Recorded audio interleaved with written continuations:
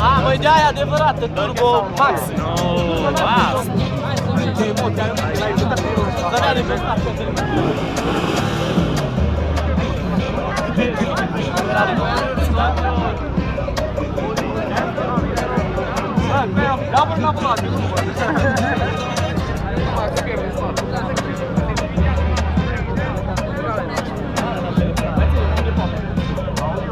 Ba, atenție la cursa asta, căci că e una tare de tot.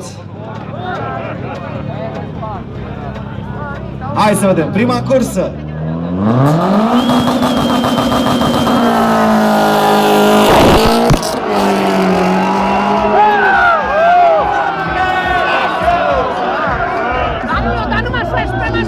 Mașina la el trebuie să mergeți. Și că e cel mai bun vopsitor din zona asta, Clujului, așa că dacă vreți o vopsea de calitate pe mașină, căutați-l pe omul ăsta.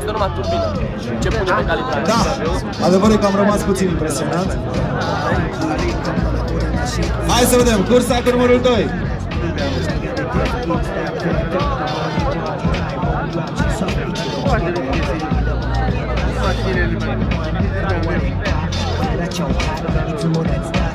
Tibi, am și o mare rugăminte. Spune-le puțin să ambaleze motoarele.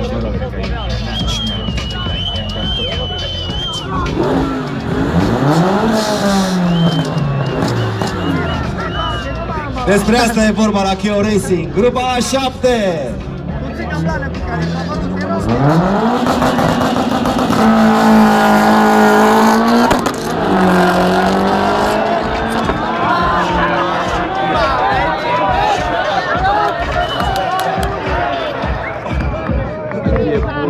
Calibra merge mai departe!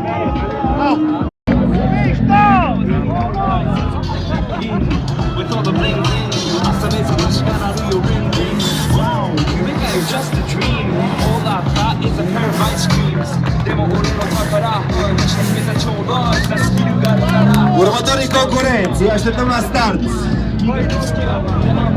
Este vorba despre numărul 1 concurs și numărul 2 concurs.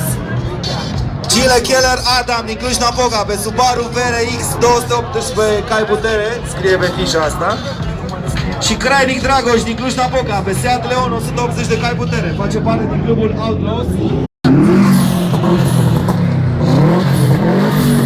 În sfârșit, o ediție civilizată a Cheo Racing 2009. Mulțumim frumos celor care... Și știam că putem să apelăm la bunul simț al vostru. Clujenii întotdeauna au avut bun simț. Bravo, vă felicităm! Bun, o nouă cursă interesantă.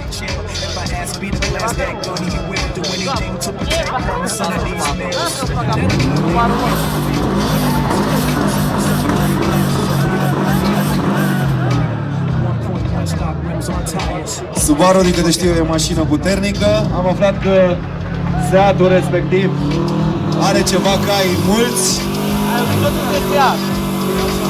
Vedem acum prima cursă.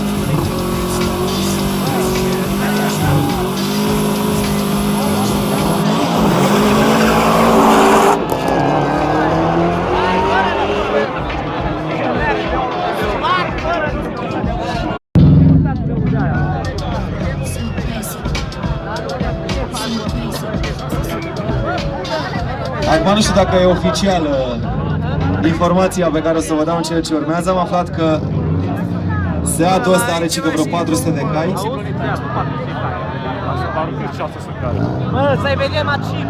V-am zis că nu știu dacă e oficială, e neoficială informația. Acum rămâne de văzut. Prima cursă a câștigat-o Subaru.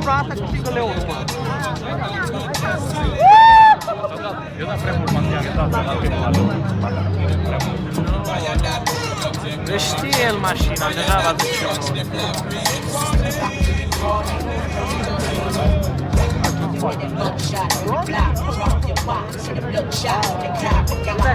De